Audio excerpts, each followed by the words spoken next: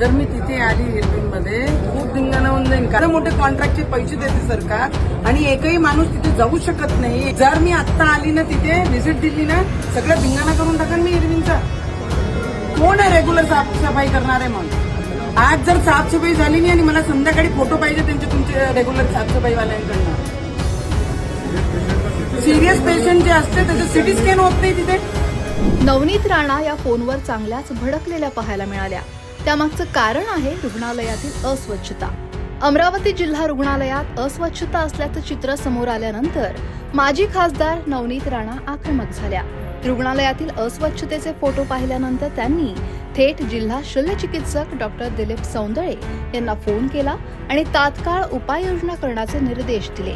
जर मी तिथे आली तर खूप धिंगाणा होईल असा इशाराही त्यांनी फोनवरून दिला. त्यावेळी त्या काय काय म्हणाल्या ऐका. जर मी तिथे आली मध्ये खूप धिंगाणा होऊन जाईल. कारण की मी फोटो बोलवले आहेत आणि सगळे फोटो मी आलेले आहे. वॉशरूम तिकडचे असे आहे की कोणताही गरीब पेशंट कोणी तिथे जाऊ शकत नाही. काय करत आहे आपले जे कॉन्ट्रॅक्ट ज्यांनी घेतलेला आहे साफसफाईचा काय करता येते ते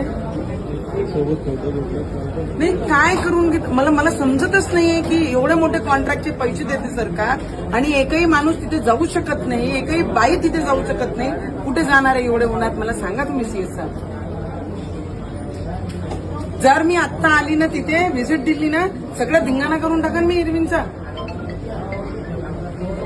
काय करत आहे? कोण आहे कॉन्ट्रॅक्टर? कोण आहे रेग्युलर साफसफाई करणार आहे? मग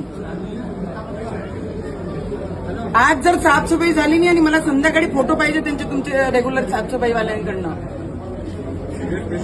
सिरियस पेशंट जे असते त्याचं सिटी स्कॅन होत नाही तिथे.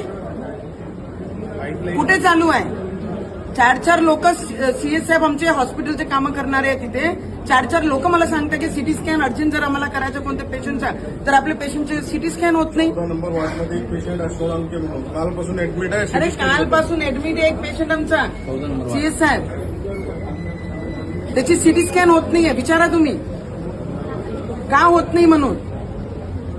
सीएस साहेब साफसफाईवर तर नवनीत राणांनी अशा प्रकारे दम दिल्यानंतर रुग्णालयातील अस्वच्छता दूर करण्यासाठी तातडीनं पावलं उचलणार असं सांगितलं गेलं.